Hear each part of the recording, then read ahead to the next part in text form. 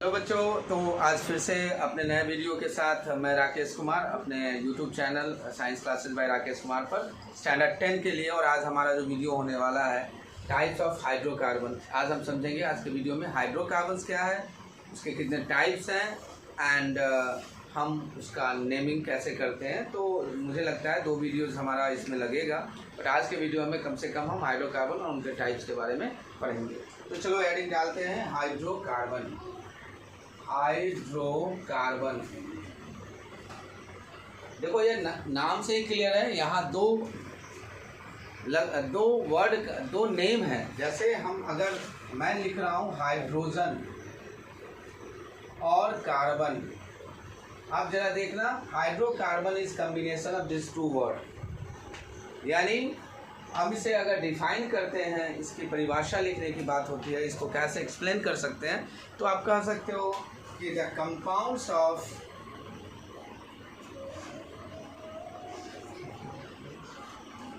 Carbon and hydrogen, carbon and hydrogen and carbon and hydrogen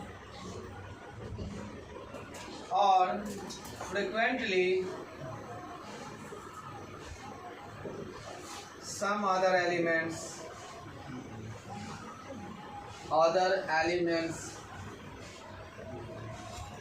like nitrogen, oxygen, sulfur, halogens, etc. are present. तो hydrocarbon क्या है? Carbon और hydrogen का ही compound है mainly, but कभी कभी ऐसा देखा जाता है कि इसमें कुछ अदर एलिमेंट्स जैसे ऑक्सीजन, नाइट्रोजन, सल्फर या हैलोजेंस भी प्रेजेंट होते हैं। बट हाइड्रोकार्बन बेसिकली कार्बन और हाइड्रोजन का ही कंपाउंड है, इसे ध्यान में रखना है कि the compounds of carbon and hydrogen is hydrocarbon. And organic chemistry क्या है? तो चलो लिख लेना कि the study of organic chemistry भी लिख लेना, ऑर्गेनिक केमिस्ट्री लिख लो। Organic chemistry the study of hydrocarbons and their derivatives, यानी ऑर्गेनिक केमिस्ट्री के अंदर हम हाइड्रोकार्बन और उसके डेरिवेटिव्स की स्टडी करते हैं। चलो नोट कर लो, नोट्स बनाते चलो सो दैट कि रिवीजन में आपको बेनिफिट मिले। नोट कर लिया?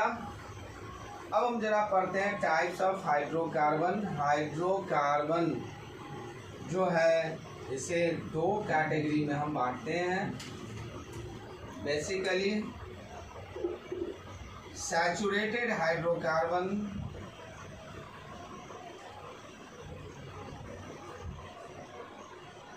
and unsaturated hydrocarbon. Saturated hydrocarbon and unsaturated hydrocarbon.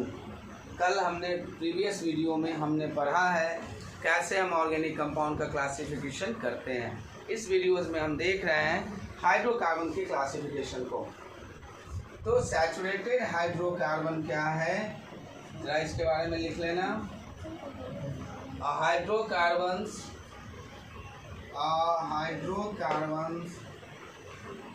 Having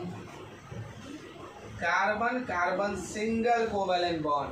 look at here, carbon single covalent bond, इसे पढ़ेंगे कार्बन सिंगल कोवेलेंट बॉन्ड। आपने पढ़ा है कोवेलेंट बॉन्ड। तो ऐसे हाइड्रोकार्बन्स जिसके कार्बन 2 कार्बन के बीच या जितने भी उसमें चेन हैं उनके बीच कार्बन की जो बीच की जो बॉन्डिंग है वो सिंगल कोवेलेंट बॉन्ड होता है, तो ऐसे हाइड्रोकार्बन को हम सैचुरेटेड हाइड्रोकार्बन कहते हैं। ठीक है, सैचुरेटेड हाइड्रोकार्बन कहते हैं। देखो इसका एक और नाम है इसे हम जनरली एल्केन भी कहते हैं, ALKANE, एल्केन भी कहते हैं। तो इस पर नोट कर लेना, इसे एल्केन भी कहते हैं। अब चलो अनसैचुरेटेड हाइड्रोकार्बन क्या है? Hydrocarbon having carbon carbon double covalent bond, दो कार्बन में कहीं भी, ऐसा नहीं कि सारे कार्बन दो कार्बन के बीच डबल होंगे, किसी भी दो कार्बन के बीच चेन में अगर डबल बॉन्ड आ गया तो ऐसे हाइड्रोकार्बन को हम अनसैचुरेटेड हाइड्रोकार्बन कहते हैं। और carbon carbon triple covalent bond, hydrocarbon having carbon carbon double covalent bond और carbon carbon triple covalent bond is called saturated unsaturated hydrocarbon. यानी अगर कार्बन कार्बन के बीच डबल बॉन्ड है या ट्रिपल बॉन्ड है तो ऐसे हाइड्रोकार्बन को अनसैचुरेटेड कहेंगे। जैसे देख लो, यह एक हाइड्रोकार्बन है, ठीक है। अब इस कार्बन के बीच हमने यहाँ डबल बॉन्ड ले लिया, इसकी 4 बॉन्ड पूरा करो, टन टन टन टन टन टन टन, 1 2 3 4 1 2 3 4। तो यहाँ देख लो, अब क्या तुमको दिख रहा है? यहाँ देखो, यहाँ कार्बन कार्बन के बीच क्या है? डबल बॉन्ड है और कहीं नहीं है। तो यह कंपाउंड अनसैचुरेटेड की कैटेगरी में आ जाएगा। अनसैचुरेटेड क्लियर है? या ट्रिपल बॉन्ड देख सकते हो, एक और ट्रिपल का देख लो, कार्बन कार्बन कार्बन कार्बन। चलो इसके बीच हमने ट्रिपल दे दिया, 1 2 3 4, इसकी 4 वैलेंसी हो गई, 1 2 3 4 1 2 3 4 1 2 3 4 हो गया। तो यहाँ इसकी 4 वैलेंसी पूरा हो गया, लेकिन यहाँ कार्बन कार्बन के बीच ट्रिपल बॉन्ड है। तो ये कैसा हाइड्रोकार्बन है? अनसैचुरेटेड। कहीं भी हो जाएगा, पूरे चेन में एक डबल बॉन्ड, 2 डबल बॉन्ड हो जाए, 3 हो जाए, दैट इज अनदर थिंग, लेकिन मिनिमम एक भी होगा तो वह अनसैचुरेटेड कहा जाएगा। क्लियर है? अनसैचुरेटेड का कॉन्सेप्ट, सैचुरेटेड का कॉन्सेप्ट क्लियर है, अनसैचुरेटेड का कॉन्सेप्ट क्लियर है, ठीक है। तो कॉन्सेप्ट अनसैचुरेटेड सैचुरेटेड का क्लियर हो गया, ठीक है। तो समझ गए इसको? हम आगे चलते हैं, इसे नोट कर लो, जल्दी से नोट करो।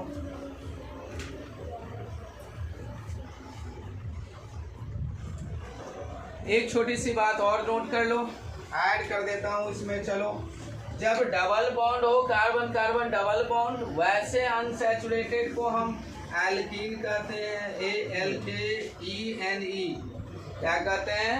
एल्कीन। और यदि कार्बन कार्बन के बीच ट्रिपल बॉन्ड हो तो उसे हम अल्काइन कहते हैं, यानी AL। चलो, थोड़ा डिस्टर्बेंस हुआ वीडियो में बच्चों, एक्चुअली एक बैंड पार्टी जा रहा था। तो चलो आगे बढ़ते हैं वीडियो के साथ। हमने बताया कि जब कार्बन कार्बन डबल बॉन्ड हो तो उसे हम एल्कीन कहेंगे, ध्यान रखना, ALKENE। अगर सिंगल बॉन्ड है दैट इज एल्केन। जरा यहाँ ध्यान देना प्रीफिक्स पर, सफिक्स पर, ANE that is single covalent bond, ENE double covalent bond, and यहाँ देखना YNE that is triple covalent bond. So इसका बहुत ज़्यादा यूज़ होने वाला है कंपाउंड में, तो ध्यान रखना है इसका, ANE ENE and YNE, this is very much important. Okay, चलो आगे चलते हैं। हम लोग एक छोटा सा और काम करते हैं, नोट कर लिया, इसे बिठाते हैं।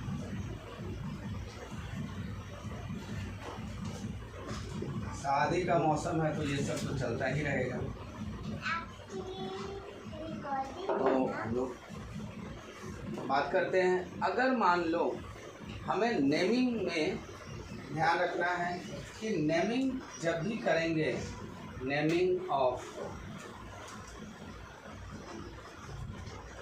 ऑर्गेनिक कंपाउंड, जरा ध्यान देना, उसमें सबसे ज़्यादा जो प्रायोरिटी होती है वो number of hydrogen atom present in the chain. तो उसके लिए हम अभी पहले इन एडवांस हम जान लेते हैं कि नंबर ऑफ हाइड्रोजन एटम्स के लिए कौन सा रूट वर्ड यूज़ करेंगे।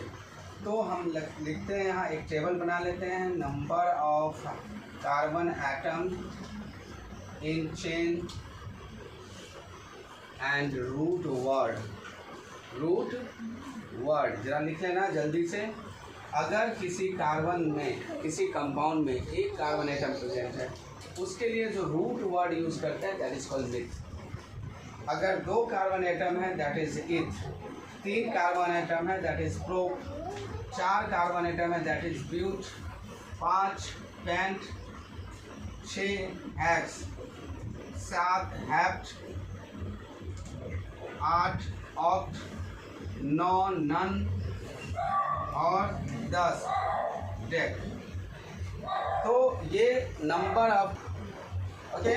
तो हम फिर से देख लेते हैं। अगर कार्बन एटम 1 हो दैट इज मिथ, 2 इथ, 3 प्रॉप, 4 ब्यूट, 5 के लिए पेंट, 6 के लिए हेक्स, 7 के लिए hept, oct, non and dec. Undec, dodec, tridec, tetradec, pentadec आगे होता है, बट मुझे नहीं लगता आपको 10 से ज़्यादा नंबर ऑफ कार्बन एटम्स अभी रिक्वायर्ड है। तो इसके लिए आप इसको नोट डाउन कर लें।